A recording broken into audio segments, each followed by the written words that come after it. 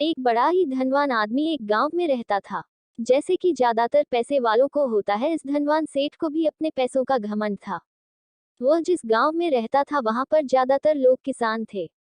इन सभी किसानों के पास जितनी जमीन थी उससे कई गुना ज्यादा जमीन इस सेठ के पास थी। कई गरीब किसान तो इसके लिए इसके खेतों में काम करते थे। इसी गांव में मोहन नाम का एक बड़ा ही मेहनती और सच्चा किसान रहा करता था। मोहन का परिवार थोड़ा बड़ा था। उसके परिवार में उसके बूढ़े माँ बाप, पत्नी और 3 बच्चे थे जो अभी काफी छोटे थे। मोहन के पास ज्यादा जमीन नहीं थी, लेकिन जितनी भी थी उसमें वह बड़ी मेहनत करता और अपने परिवार का पेट पालने लायक अनाज उगा लेता था। बाकी के किसान भी ये देखकर हैरान रह जाते कि कोई कैसे इतनी सी जमीन में इतना ज्यादा फसल उगा सकता है। एक वर्ष उस गांव में काफी ज्यादा बारिश हुई, जिसके चलते कई किसानों की फसलें बर्बाद हो गई, जिनमें से एक मोहन भी था। अब मोहन धर्म संकट में पड़ गया, क्योंकि उसके परिवार में उसके अलावा कोई और कमाने वाला था नहीं और अपने परिवार को भूखा मरते हुए वो देख नहीं सकता था। वह जानता था कि इस गांव में अगर कोई उसकी मदद कर सकता है तो वह वही घमंडी सेठ है, जिसने गांव के कई अन्य गरीब किसानों को या तो कर्जा दिया है या तो अपने यहाँ काम पर रखा हुआ है। हाथ पर हाथ धरे बैठे रहने के बजाय उसने इस सेठ के पास जाने का फैसला किया और एक दिन उनके पास पहुंच गया। सेठ के पास पहुंचकर मोहन बोला, सेठ जी, आपकी बहुत मेहरबानी होगी अगर आप मुझे थोड़ा सा कर्जा दे दे, जिससे मैं अपने खेतों में फिर से कोई फसल उगा सकूं, या फिर आप मुझे अपने यहाँ नौकरी दे दे ताकि मेरे परिवार को 2 वक्त का खाना मिल सके। घमंडी सेठ को उसकी इन बातों से कोई मतलब था नहीं, लेकिन गांव के सारे लोगों की तरह वह भी यह जानता था कि मोहन कितना मेहनती है और वह जिस भी खेत में काम करेगा वहां वह दोगुनी फसल उगा सकता है। सेठ ने सोचा, अगर मैं इसे पैसे उधार देता हूं तो शायद यह स्थिति में नहीं है कि मुझे वापस लौटा सके, लेकिन अगर मैं इसे अपने खेतों में काम करवाता हूं तो मुझे जरूर दुगना फायदा होगा। सेठ मोहन से बोला, देख भाई, पैसा तो मैं तुझे दूंगा नहीं और मेरे पास अभी खेतों में काम करने के लिए कई किसान पहले से मौजूद है, लेकिन तुझ पर तरस खाकर मैं तुझे अपने खेतों में नौकरी देता हूँ, पर मैं तुझे इसके लिए ज्यादा पैसे नहीं दूंगा। बाकी किसानों को मैं 300 देता हूँ, मैं तुझे 200 ही दे पाऊंगा। मरता क्या न करता। मोहन ने सेठ की शर्त मान ली और उसी दिन से सेठ के खेतों में काम करना शुरू कर दिया। 2 महीनों तक नियमित वो सेठ के खेतों में जाकर कड़ी मेहनत करता और देखते ही देखते 4 महीने का काम उसने अपनी मेहनत से 2 महीनों में ही खत्म कर दिया। सेठ उसके काम से काफी खुश था, लेकिन वह कभी उसको यह जताता नहीं था। जब सेठ ने देखा कि उसका खेतों का काम अब खत्म हो चुका है, अगर वह मोहन को काम से निकाल देता है तो उसके 2 महीनों के पैसे बच जाएंगे, तब सेठ ने मोहन को काम से निकालने का फैसला किया। एक बार सेठ को ये विचार भी आया कि इतना मेहनती आदमी शायद उसे दोबारा ना मिले, लेकिन फिर उसने सोचा कि जब अगले साल काम आएगा तब उसे फिर से नौकरी पर रख लेगा। आखिर इस गांव में उसके अलावा है ही कौन जिसके आगे ये लोग अपने हाथ फैलाएंगे। एक दिन सेठ ने मोहन को अपने पास बुलाकर उसको उस दिन का पैसा दिया और साथ में ये भी कहा कि कल से तुमको काम पर आने की जरूरत नहीं है। अब मेरे पास तुम्हारे लिए कोई काम नहीं बचा है। जब मेरे पास काम आएगा तो मैं तुम्हें बुला लूंगा। ये सुनकर मोहन का दिल बैठ गया।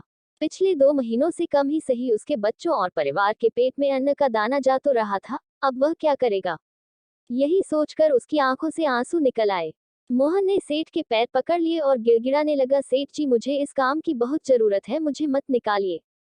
अपने मतलब से मतलब रखने वाला सेठ टस से मज ना हुआ। उसने खरी खोटी सुनाकर मोहन को वहां से चलता कर दिया और मन ही मन 2 महीनों की तनख्वाह बचने से खुश होने लगा। अगले दिन जब सेठ सवेरे उठा और अपने आंगन में आया तो उसने देखा कि मोहन उसके आंगन में बैठा है।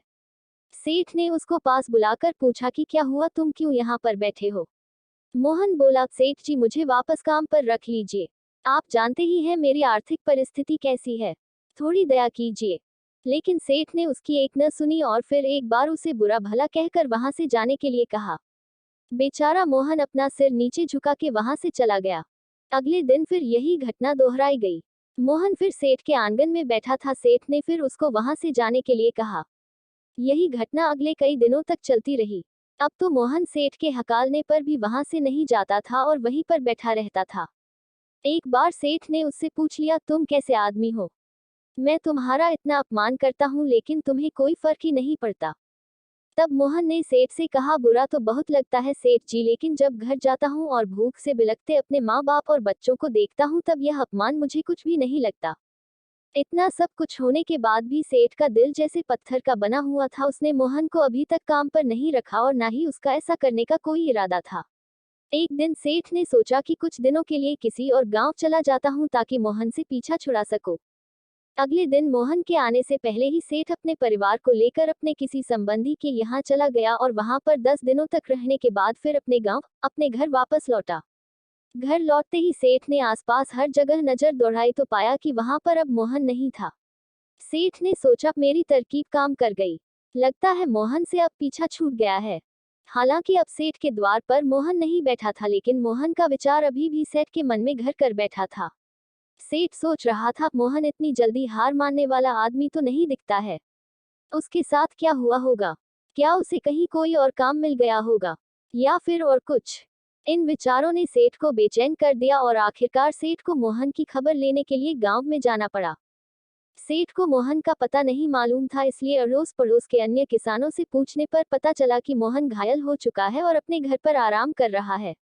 सेठ ने जब उसके घायल होने का कारण लोगों से पूछा तो सेठ को पता चला कि जब सेठ अपना घर छोड़कर किसी और गांव में गया था, तब बंद घर देखकर कुछ चोर उसके यहाँ चोरी करने आए थे, जिनको रोकने की कोशिश करते हुए हाथापाई में मोहन चोटिल हो गया था।